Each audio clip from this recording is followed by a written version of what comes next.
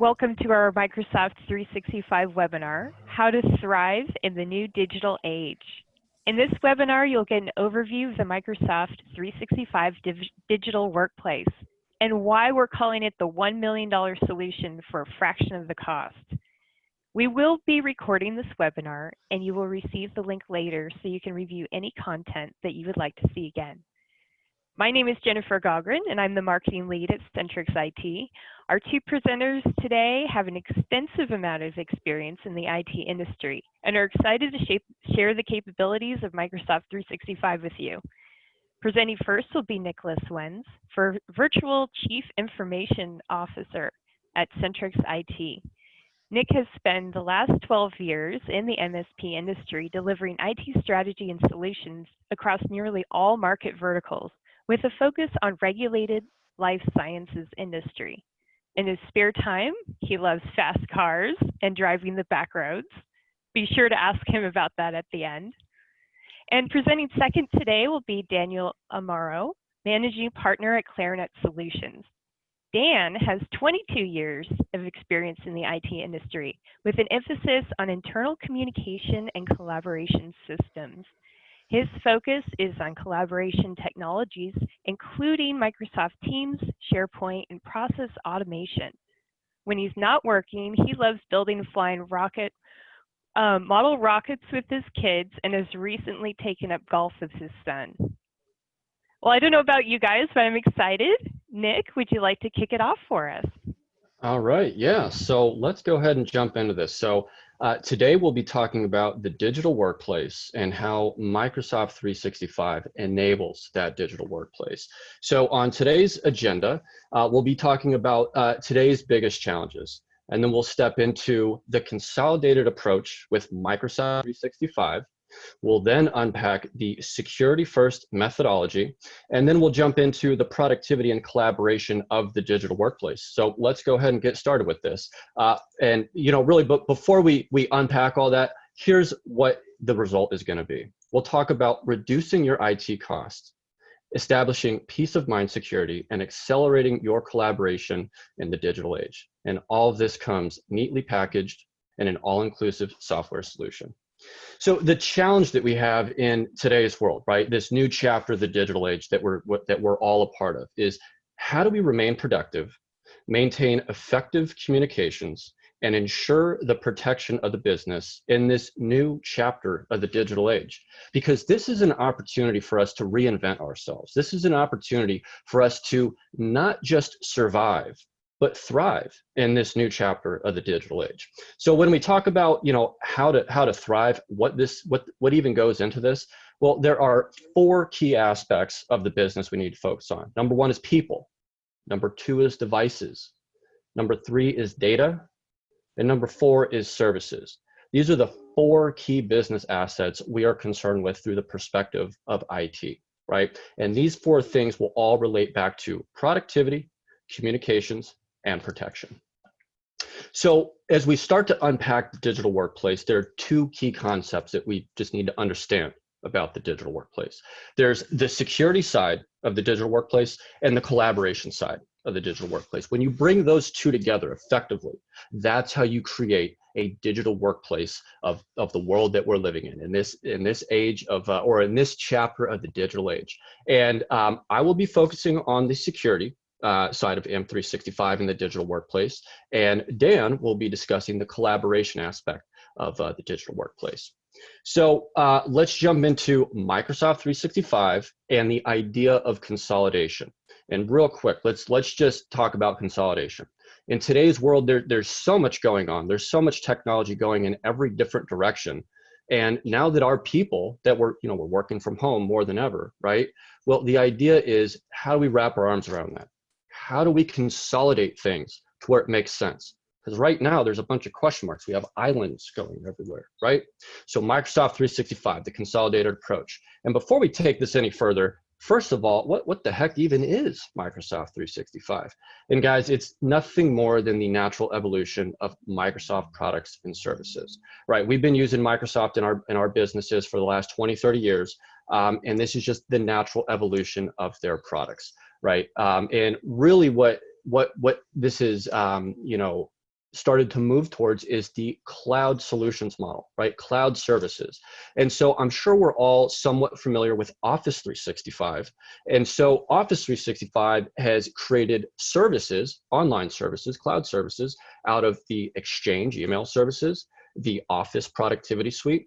And so Microsoft 365 is nothing more than Office 365 combined with Microsoft security services. And they've basically packaged those together. And the question is, well, why did Microsoft do that? Well, the way businesses need to function in today's world, well, their business needs have changed. Therefore, the technology needs to change with it to meet those business needs. All the way down to the service provider level needs to be able to adapt as well. So let's, before we get any further in kind of M365 and the digital workplace, we first need to understand where we came from. We need to talk about the traditional workplace. And so what we're looking at here, these are the essential technology utilities that pretty much all businesses are required to have in order to function, right? It's like, you know, if we walk into, you know, our office, we flip the light switch and the power doesn't come on, we're going to have some problems, right? Same thing to be said around any one of these aspects here. If one of these things aren't working, we're going to be in some trouble. And the way we like to define the traditional workplace is think about your business assets, your people, devices, data, and services, that they're pretty much all contained within those four walls, within a physical perimeter, meaning that you typically have all of those business assets sitting right there at your office. And those business assets we're talking about, if we start in the top left under network devices, you have your LAN, which is your firewall, switches, access points, things like that. You're going to have your servers, you have your endpoints, and if we move over to operations, you have your domain, your files, you're running some backups for continuity purposes. For your productivity suite, you're using Office for, you know, Word, Excel, etc. Primary means of communication is email, and we've specifically left phones out of this conversation. And then as far as security goes, well, you pepper on, you know, some antivirus, you filter some emails with the email gateway, and that's pretty much it. That is what most IT providers have been providing, and that is what most clients seeking IT provider services have been looking for. And this is what's worked for the last 20, 30 years. But as we know, that traditional doesn't work in today's world because we're not living in a traditional world anymore. We have really moved into the digital age and really taken the next steps into the next chapter of the digital age. So now we really have the digital workplace, right? And so there are new technologies, new essential utilities that must be implemented in order for, again, for us to not just survive, but thrive in this new chapter of the digital age. And so you'll see that there's a number of things that carry over, like network devices, operations, backups, and whatnot, right? But if we take a look at communication on the bottom left here, you'll see that we've started to add a few things. One of the first item there being video conferencing. And before we unpack that, let's again kind of talk about where we came from. 20, 30 years ago, it was a hard sell for businesses to see the value in email services. It was like, well, what do you mean I need email? I have a physical inbox sitting right here on my desk. I'm gonna have my secretary come walk a stack of papers, go plop them right here, and we're good to go. And you know, just 10 years ago, it was a hard sell for businesses to see the value in backups, right? It's like, what do you mean I need to pay an extra $1,000 a month for backing up my data? All my data sits on that hunk of metal in that closet over there, right? And you know, so that's where we came from. But in today's world, there is no business in their right mind that would try and conduct themselves without email services or without backup services. The same thing can now be said around technologies like video conferencing. What we're doing here today would not be possible without video conferencing technology. So when we talk about new essential technologies, staples in the world that we're living in the digital workplace, video conferencing is one of those technologies. Same thing can be said around group chat. What we're doing here today, having this video conferencing meeting, a lot of these systems have the built-in group chat as well to be able to effectively communicate with your internal team members, external team members, etc. We'll touch on training in just a moment, but if we shift over to the security side of things, you'll see that obviously email gateway carries over. We're still filtering emails. We've strengthened the security of the email gateway, like adding on things like encryption. But if we move to the next item, actual encryption, this is device encryption, right? All of our devices They're now out in the wild. They're no longer contained within those four walls. Our devices are out in the wild with our people. They're at home, they're over here, they're over there.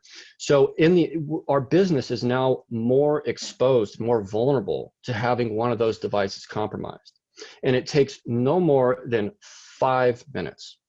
It would take me 5 minutes, or anybody with any degree of tech savviness, if one of those laptops got compromised, if I got a hold of one of those, it would take me 5 minutes to pop off that backplate, yank out the hard drive, and then connect that to my own computer. And I'll have access to everything that is on that hard drive. I will have access essentially into your organization from that point. However, if we have device encryption enabled on all of our devices that are now outside of our four physical walls, well, then that no longer can happen. So when we talk about quick wins, some low-hanging fruit on securing the organization, device encryption is one of those. The next item we have here is MFA. And what is MFA? Multi-factor authentication. The idea, pretty much the biggest challenge or the biggest risk to the organization is their end users themselves, because end users are typically what get compromised. Their logon accounts get compromised. And if their logon's compromised, well, that is a door into your network, right? And if we can cut down, if we can be proactive on cutting down on those accounts being compromised, well, MFA, it has a staggering effectiveness rate of over 99%, cutting down on those accounts getting compromised. So when we have one or two people, that's one thing, but when we have an organization of 10, 20, 30, any more than that, we have to look at how much exposure that we actually have into the organization, which really steps us into single sign-on. So let's unpack single sign-on, SSO, for just a moment. When you log into your laptop, that's one login. You log into your email, that's another login. You log into your EHR program or your ERP program, NetSuite, Salesforce, whatever, that's another login. You have this application, QuickBooks, another login. So potentially for one person, you have 5, 10, 20 different logins. Well, how about you multiply that by every user in your organization? You potentially have hundreds of these doors open to the outside world. So when we talk about doors, well, a door is exactly that. That is exposure. So there's two sides to single sign-on. There's the security side, locking down the amount of exposure we have to the outside world. If we can change the amount of doors that each user has from 20 doors down to 1, well, that's exactly what single sign-on is. You have one user account, one logon account for your computer, your email, all of your applications. So from a security aspect, there's one door per employee. And from an actual end user perspective, well, it really simplifies the whole process. You no longer have to keep track of all these passwords and have password lists sitting on Excel sheets and jumping between this system and that system and dealing with that headache. That's exactly how MFA and SSO address those concerns and those items. The next item is EDR, endpoint detection response. And guys, all EDR is endpoint detection response. That is a fancy word for antivirus. And so antivirus has been around since the 90s. It's a very rudimentary, very basic program. The way it works is it has a database, a file comes in and it says it's either good or it's bad. Get rid of it. And that's it. It pretty much stops working from there. And there are obviously some AV programs that are a little more advanced than that. It's evolved over the years, right? But endpoint detection response is really the smart way of handling antivirus. It uses machine learning and artificial intelligence to protect the organization. And bear with me just a moment while we unpack this. We're not going to geek out. We'll keep this high level. What EDR does is it will build a profile about your end users, your team members. And it will say that John Doe over here, he typically goes into the engineering files and he goes into the operation files and he uses applications A, B, and C on a regular basis. So 95% of the time, his workday looks like this. But in the event that he deviates from his standard profile, from his standard workday, let's say that John Doe starts trying to get into accounting files or financial information. He may in fact be restricted from accessing those files. He may not have folder permissions, but there's still logs being generated that his account is trying to do something that it typically does not do. Well, this is the initialization. This is the ground level of what an attack looks like, of what a compromised account looks like. When an account gets compromised, it tries to move laterally through your network. So being able to catch these things as soon as they happen, before you actually get compromised, like it actually gets into your system, we can catch these things as soon as there's abnormal behavior detected.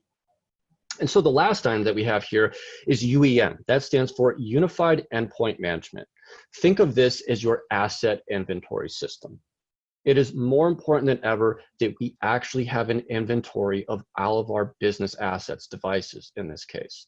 Right now that we don't have the simplicity of those four walls, having everything contained within one location, now that everything is pretty much everywhere, we need to know what we have out in circulation. We need to know how many devices we have, and if those devices are compliant. Do they meet our appropriate security policies to enable our team to work effectively, right? And not just does UEM apply the inventory, asset management, but that is your console. That is your way to deploy these different security services that we're talking about here. Having a single pane of glass to administer your organization from a security perspective. So with that pretty much sums up the digital workplace as far as the essential technologies that go into the digital workplace. So, let's discuss how we would address, how we would approach the digital workplace here. If we were to take a look at, what solutions, what services we would need to basically create that digital workplace. Well, there's the point solution model, where you basically incorporate the best of breed. You get the single best of that individual service or technology, right? So you can have, your Microsoft handling your Office suite for one thing. For video conferencing, you could be using, Zoom or other items there. For chat, you could be using Slack, this, that, or whatever. For your email gateway, there's all different kinds of other services out there, right? And so you could basically use point solutions, pull out your roll of duct tape and, make them all work together, bolt them all together and go that route. Or you can go more of the platform solution model, an IT solution that's really designed for this new chapter of the digital age, that we could bring these essential technologies that go into the digital workplace, and we could bring that all under one umbrella. Well, that's really where Microsoft 365 enables the digital workplace. So if we were to take a look at, some of the pros, cons, benefits, well, let's just start with cost. Okay, this is pretty much the leading indicator in many cases if we can affect the bottom line. And at the end of the day, we are seeing an average of a 3x cost reduction by consolidating the digital workplace technologies. And so let's go ahead and take a look at a client case study, one of Centrex clients here. In this case, we had a client with 43 users. They were using multi-factor authentication. They were using endpoint encryption, email gateway, and they were using Dropbox for their files and Zoom for their video conferencing system. So all in, they were spending $45 for each user. $45 was the license cost per month per user. And that came out to a total of $1,935. We were able to effectively move these guys over to Microsoft 365 using the $20 business premium license to cover all of those services they were using and then some. And we were able to reduce that cost to $860 per month. Let's take a look at client case study 2. This client had 237 users. They were using more services in this case. So they're using multi-factor authentication, email or endpoint encryption, email gateway, single sign-on, unified endpoint management. They were using Dropbox as their files. They were using Slack as their chat system. And for their video conferencing, I believe they were using Zoom. And they also had some Active Directory integrations as well. All in, they were paying $85 for their licenses per user per month for a total of $20,145 for those 237 users per month. We were able to effectively move them over to Microsoft 365 Business Premium at a $20 license per user, which effectively reduced that spend of $20K to a little under $5K, $4,740. Now, if we take a look at our next client case study, this was a larger client, 640 users. They were pretty much using a full suite of services. The ones they added on from client case study 2 was the email phishing and endpoint detection response. All in, they were spending $99 for their service licensing per user. This came out to $63,360 per month. We were able to move them over to a Microsoft 365 Business Premium license with a couple other additions to come out to $30 per user per month for a total of only $9,200. So really, the picture that we're painting here is it really doesn't matter if you are small, if you are more medium-sized, if you're larger, more of an enterprise space. When we talk about cost reduction, this applies to any size business because, again, we are consolidating the approach. We are consolidating the technology. If we go a la carte, the cost value just isn't there. So moving on from the consolidation, right? That's essentially what we were discussing there, the digital workplace, consolidating those technologies and how Microsoft 365 really enables that digital workplace. Well, let's talk about why security first. And, to briefly unpack that, the way we did things in the past, security was always an afterthought. It was like, hey, let's just get our doors open. Let's just spin things up and let's get things going and we'll worry about backups and security later. Well, there's really no point in being in business today if you can't not ensure that you won't be in business tomorrow. If you can't ensure that, then there's really no point, because in today's world, if you're not protected, somebody will come take your data. Somebody will come hack you. Somebody will come expose you and at the very least cause problems in your organization. So let's take a look at the threat landscape. This is just briefly showing that small, medium-sized businesses, they are on the rise as far as being targeted. If we take a look at 2011, only 18%. You look at where we're at now, we're coming up on 50% real soon. And so why is this? Well, typically enterprises were the only targets for hackers and things like that, right? Because hackers, they essentially are looking for a good payout. And they know that these larger organizations have money or they have sensitive, valuable information. But in today's world, as exposed as businesses have become, as IT environments have become, it's so much easier to get around the security of a small, medium-sized business as opposed to an enterprise secured business. So the exposure is essentially the reason why that we're being targeted, and the fact that hackers have figured out a way to monetize cybercrime. So that's why you see, hey, why don't you send me $1,000 in gift cards, or getting access to your account and spoofing emails, trying to collect valuable information about your organization. So essentially, this is what we were dealing with then, right? And when we say then, let's rewind, 20 years. You just get a bunch of pop-ups and it's just like, why did this person even spend time hacking my computer, giving me a virus when it's just a nuisance, right? Well, that was then, and it was kind of, trivial, just kind of a pain in the butt, right? Well, this is now. That money burning, that is your business going down. That is your business going out of business, frankly. In today's world, when you are hacked, when you are compromised, it's not just getting a bunch of pop-ups on your computer. It translates to dollars. It translates to your bottom line being affected. So when we talk about the security first methodology, well, the idea is that we need to have access to our data, to our services at all times. We don't need to be confined to any one geographical location, i.e. being in the office or being here or there. We need to be able to effectively work seamlessly no matter where we're at, but we must be able to do it in a secured manner. Everything that we're doing inside of Microsoft 365 starts with security first, by approaching these security services that we just went ahead and detailed. And so when we talk about, our productivity, our communications, operations, things of that nature, well, we have to effectively secure those items. So that's exactly what we're talking about. When we access our Office suite, when we access our email, when we access our domain and our files, it always starts in a secured manner. And so all this ties back to our people, devices, data, and services. Again, if we focus on those 4 key business assets, essentially this is how it applies to the digital workplace through Microsoft 365.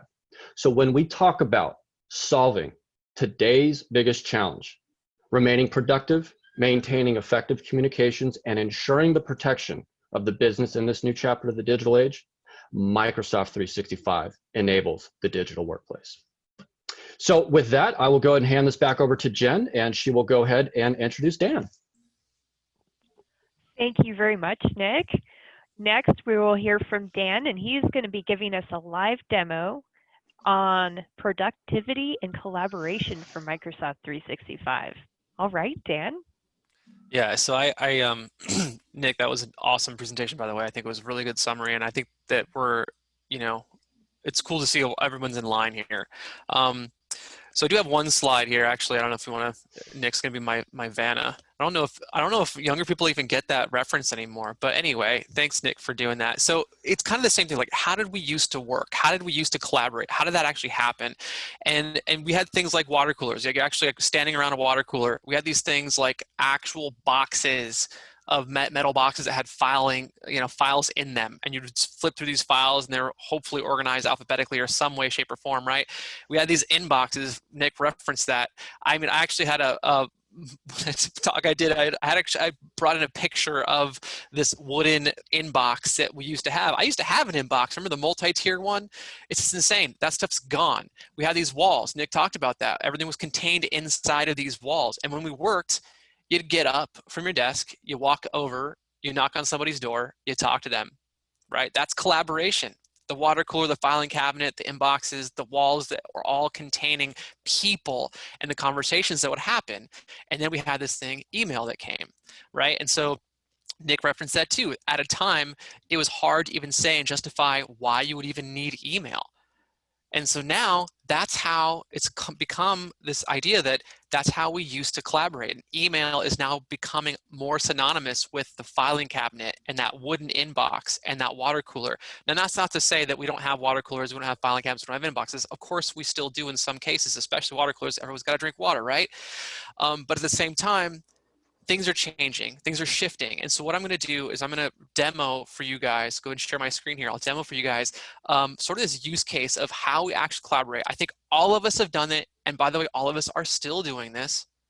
And then I'm going to show you how it could be different, right? How it actually changes and how it's evolving. And we can kind of see what that looks like in the real world. And I got I think a pretty decent demo for you guys, hopefully. So let's see how it goes.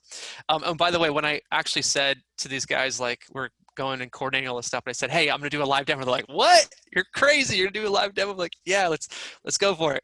So hopefully you all can see my screen. Simple stuff, guys. Word document, right? Simple collaboration use case. I have a Word document, I'm working on something, I want someone else to give me some feedback on that document. What's the answer to that? What technology are we gonna use? Obviously, we're gonna use the Office suite, we're gonna use Word, we're gonna use email, right? Let's do it.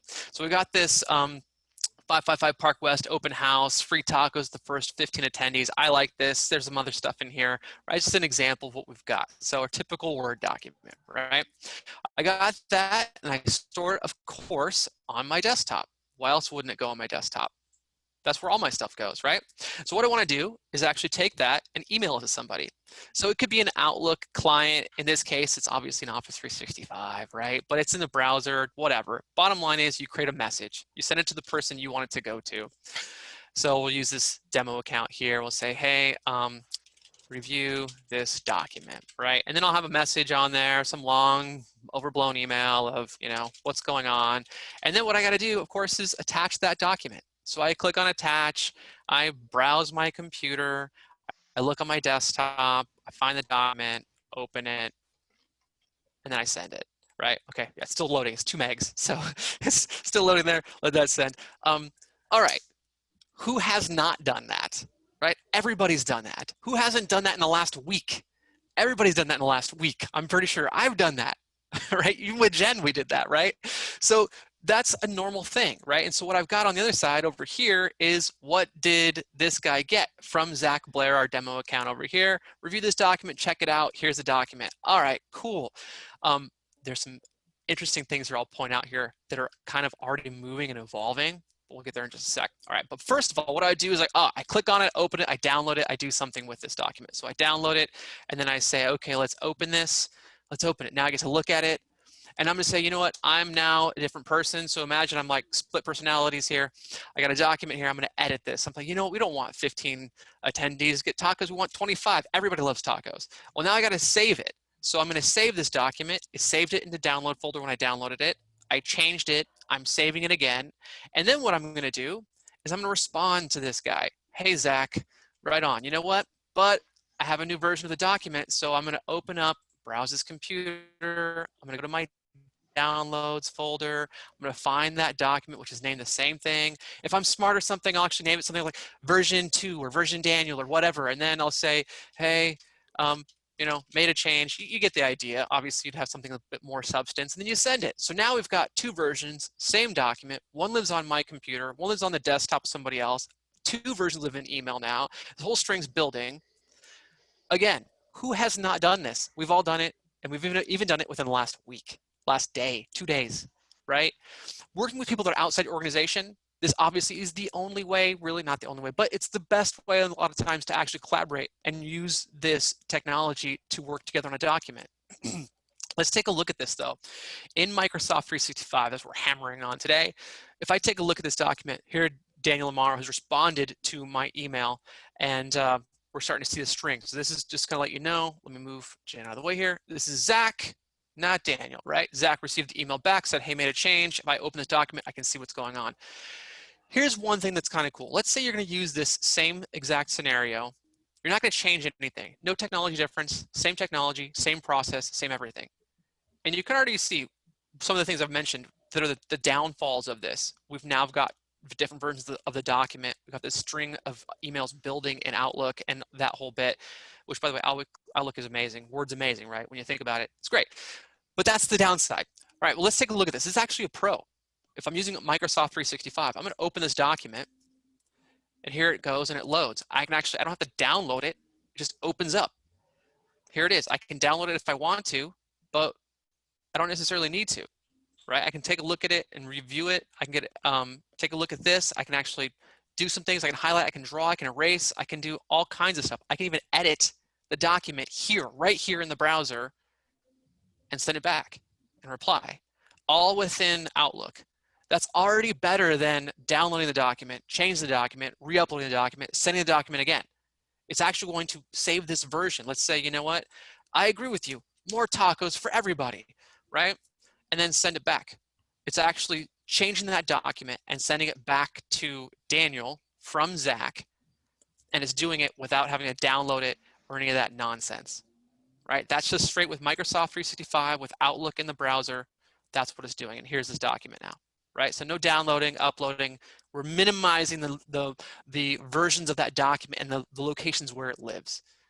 Challenge though, problem that I have with this is I kind of want to raise your hand. Who has been looking through Outlook to find a document? I've done it, and I'm the guy giving this conversation or this topic, right? It's annoying. We tend to use Outlook as our file repository. No bueno, right? That's bad. That's bad. It's not good. So what can we do? What are our options? I'm going to go ahead and take a look at Microsoft Teams. So let's take a look at that. I'm going to go to our Office suite here, bring up Teams, and let me walk you through a couple things that are going on here, and I'll kind of give an idea of how we're going to change this. And what I'm going to do, I'm adventurous here. I'm actually going to show you what this looks like. I have a story behind this that's personal for me, that kind of illustrates what the differences are here and how this is all evolving and changing as far as collaboration is concerned. So I've got Teams here. I've got my sales and marketing bit. I got my Park West rollout that's specific to an initiative in sales and marketing. And I've got my flyer for this open house for 555 Park West. All right. So the first thing I can do is actually say, you know what? I have this files tab here. And what I want to do is I want to add that document to this location. So I can click on the upload button, or I can drag and drop. It's actually nice. I can find my document on my desktop. Let's say it still starts there. That's fine. Open that up, put it in one location. What I'm doing effectively is putting it in a location. It's not rocket science where everyone else can get it. Further though, what I can do is I can have a conversation around this document, and I can do it fairly easily. So in Teams, I'll click on New Conversation in the Posts tab. I'm going to @mention that person so that they get notified that they are asked to do something or look at something. And I'm going to say, hey, check out this document. and then I'm going to attach the document. I'm going to browse for Teams, kind of like I do before with Outlook, and I'm going to share a link. That's the difference. What I'm doing in this conversation thread here is not attaching a document, creating a new version, none of that. This is going to be a link to the file that I've stored in that same location in the Files tab, right? I'll go ahead and hit send, and what happens is Daniel Amaro, in this case, in our demo, is going to get notified that there's something, he's been tagged in this, and he's going to have to go take a look at it, right? So let's actually take a look at what that looks like from a phone. So let me go ahead and share my screen here. Share the whole screen, and let me see, you guys can see, there's my kids in the background there. So what I'm going to do is I'm going to bring up Teams. Okay, I'll go slow here because it's kind of delayed a little bit on the screen. Here we go. I got Teams on my mobile device. I've got sales and marketing here. I got my background stuff. Sales and marketing here. I got my ParkWest rollout. I can see here in the bottom, down here in the bottom left is activity because I've been tagged. I can see here in ParkWest rollout, it's bolded. It's got 1 on there because it's got activity pertaining to me, right? So what I can do is I can go to that channel in Teams, the mobile version of that same thing. I can see that I have a document here, 555parkwest.docx. Awesome. I'm going to go ahead and click on that document. It's going to try to open.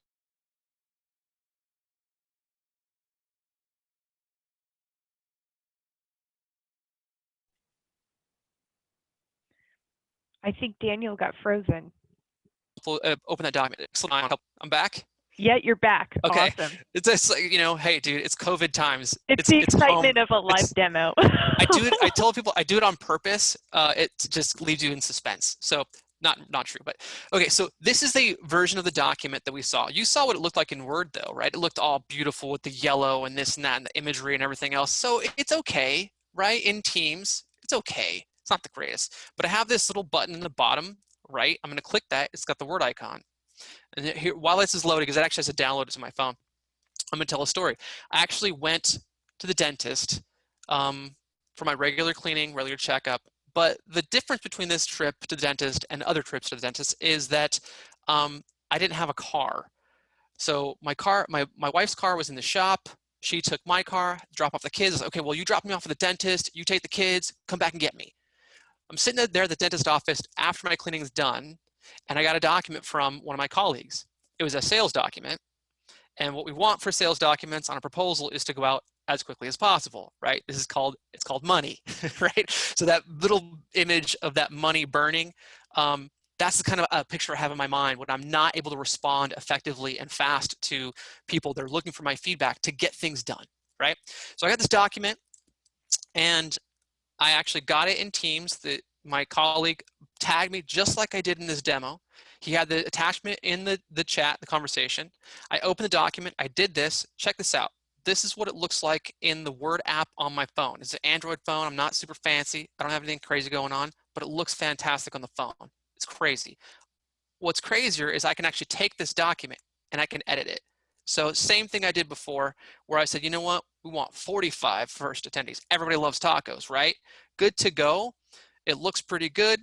I'll go and minimize that. Check the mark on the top left. It saved that document. And not only did it save that document, there was no downloading of it, no new version of it. It was none of that business. It saved it right back to Teams, and I will prove it to you. So let's go ahead and go back to our share screen here. Get rid of the phone. And let me know when you can, yeah, you guys can see that. So let's go ahead and take a look. Here's our file in our conversation from Zach. And this number should say 45 attendees that we edited on the phone. Story, to continue that story about that dentist thing, right? I got that Word document. I was able to open it. I had no laptop, no connectivity. I just had my phone. I was able to open it on my phone, provide feedback, make edits on my phone, and save it. And I was like, holy moly, man. That was time I would have to wait till I got home, turn on the laptop, set up. I got the kids running around, this, that going on, whatever. I had 10 minutes of downtime at the dentist office waiting for my wife to come pick me up. And I was able to be effective and collaborate with my colleagues because of that technology. And I thought, I'm a geek, right? I'm up all in this technology. I'm supposed to be all the time, right? I was like, holy moly, man. 3 years ago, that wasn't possible.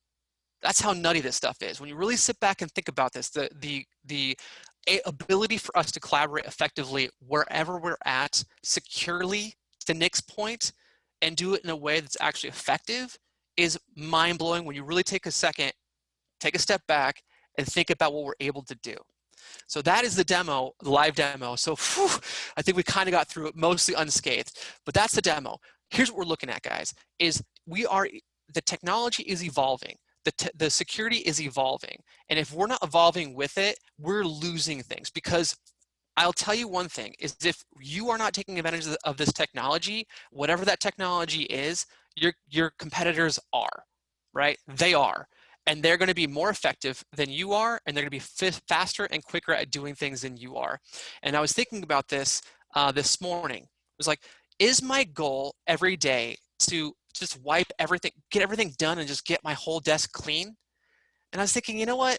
The virtual, like the to-do, like if that's all done, if there's no to-dos, then I have no job, right? There's no way we're actually providing value or making money.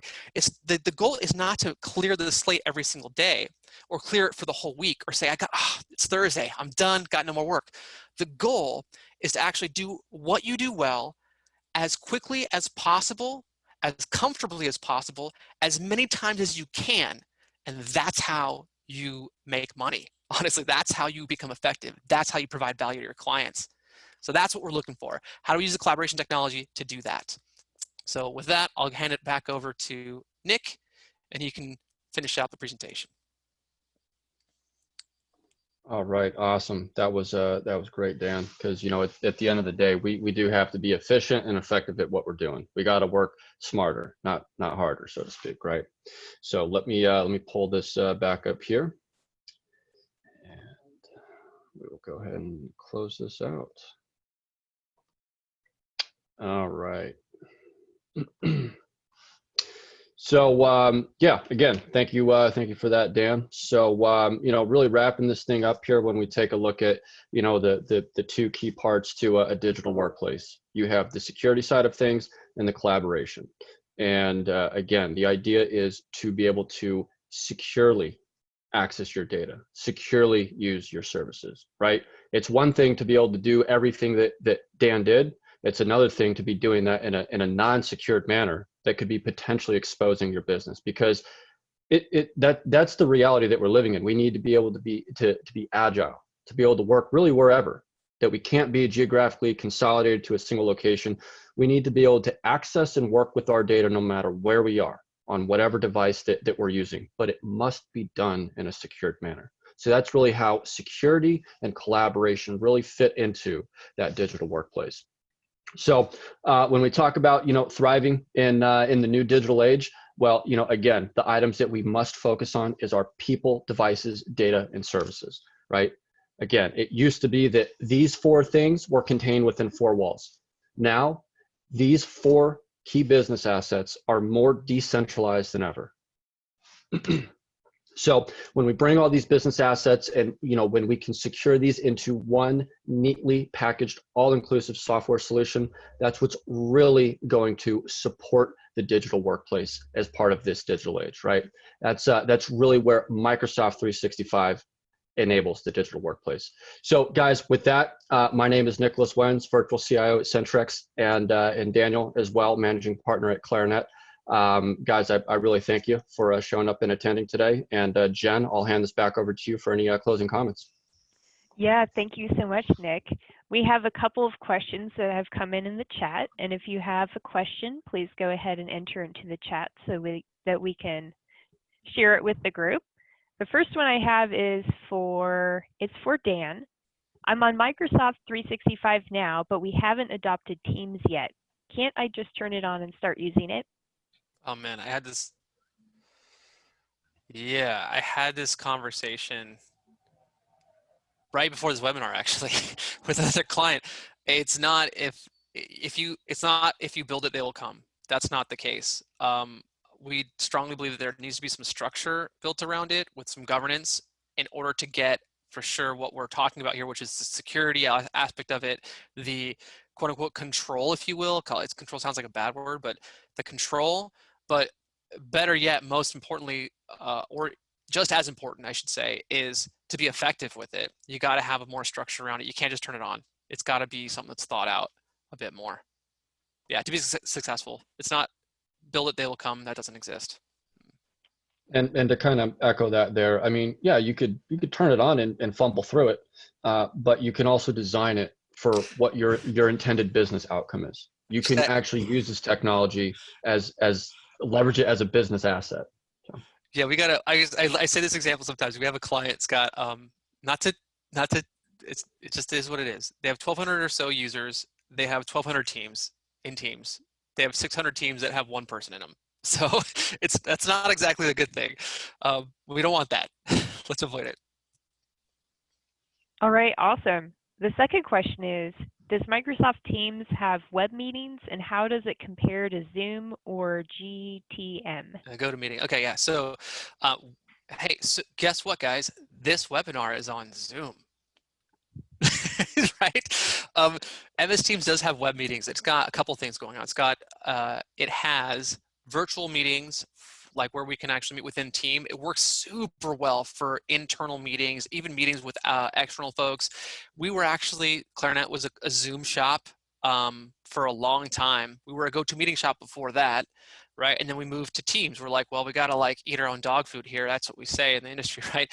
So we dumped over completely to Teams for any meeting that's actually happening. For webinars, we're still using Zoom. The webinar functionality in Zoom's a little bit better and stronger than Teams, although Teams is really they're making strides all day, every day, it seems. And a lot of what's driving that is education.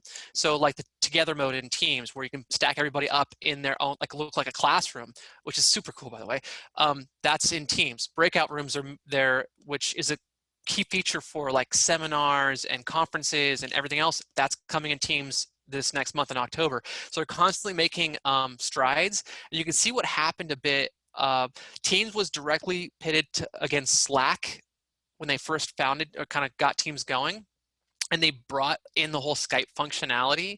And then what happened was COVID hit and Zoom had that misstep with security and Zoom bombing and that whole bit. And Microsoft's like, ooh, opportunity.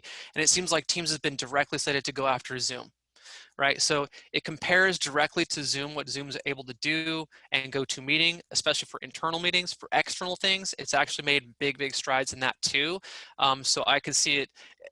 One other thing to note is Microsoft has this reputation for really the first iteration. It used to have a cycle of every 3 years would release a new kind of update to its product.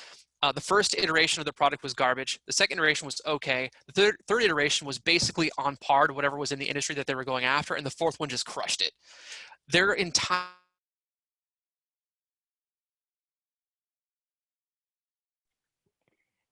While Dan is reconnecting, I have a question for Nick. Well, actually, I'll just kind of echo off of life cycle and the way that they're. Oh wait, hold on, Dan. You're still catching up. Back? Yeah, you got it. Cut off for just a second there. Microsoft's iterating every 3 days. They used to iterate every 3 years. That iteration process and how they're progressing is actually mind-blowing. They're going crazy. So does MS Teams have web meetings? Yes, it does. And does it compare to Zoom and GTM? Yes, it does. And it's actually better in some aspects, a lot of aspects actually. And it's going to be even better next month. So. And that's really it. When we look at right now, yeah, there's definitely some real competition going on right now. But if we take a look at the next 12 months, we're pretty confident on who the leader in that area of technology is going to be. You look at what Microsoft's done with some of the other products and services out there. There is no competition with the Office suite. There's not. There is no competition with Exchange services. If you have email, it's pretty much Microsoft Exchange. Some people use Gmail or whatever, but if you take a look at where things are going with video conferencing technology, well, Microsoft Teams is part of the Office suite now, meaning that if you're using Office, Teams is included, whether you want to use it or not. So just the amount of volume and availability with this application, it's there. So Microsoft is not stopping as far as the development of this. And personally, and in Centrix as well, we feel confident that Microsoft Teams is going to be a leader in video conferencing technology. All right, awesome. Let's see, my next question is going to be for Nick. And I hear Google Suite can do the same thing. Can you talk a little bit more about why it's different? So yeah, there's definitely some overlap with Google Suite and some of the services offered, but it's at the end of the day, it's really not an apples to apples comparison. Um, G Suite was originally designed as a consumer product, and it's been adapted to the business, as opposed to Microsoft. That was originally designed as a business product, right? And so some of the biggest challenges that we see with G Suite customers is that it's not scalable. It's great for 5 users, 10 users, but once you make it to 20, 30, actually start growing your business, G Suite just simply is not scalable to be all inclusive. You would need to start layering on other services, which really start taking you down the road of those financial breakdowns that we showed you, cost comparison. So really, at the end of the day, it's not an apples to apples comparison. You will need to supplement additional technologies if you choose to go down the G Suite route. Okay, and that's kind of connected to this next one. Well, sort of, but there's another one for you, Nick. Can these Microsoft 365 services be deployed in phases, or do they all need to be implemented at the same time? Yeah, great question. No, these can absolutely be deployed in phases. You can break this down in chunks for what's going to be most relevant to your organization. You can do all this in one fell swoop when talking about security or collaboration. We typically recommend that you lay the security foundation first, and then you build your house on top of that with all the collaboration and things like that. So simple answer to the question is yes, absolutely, can be broken down into really whatever bite-sized chunk phases as necessary. And I know that Dan was talking about the importance of making sure that you structurally kind of had identified what you needed first. Is that why a phased approach would work for some businesses? At the end of the day, what we're talking about here, it needs to be designed. We're not talking about you just buy a license and flip a switch. It's not what we're talking about here. We are talking about really reconstructing and redesigning the way that data, communication, security is being handled in the workplace, right? The idea is that there must be some design that goes into rolling these services out. Otherwise, we'll just be turning them on and fumbling through with these things. And then a year from now, 2 years from now, we're going to have a mess. Yeah, I'll echo that too. I mean, the other thing too you got to think about is one of the tenets that we had in this presentation was people, right? And like, raise your hand if you like change. Most people don't, right? They like things being the same. We're creatures of habit. That's just how it is.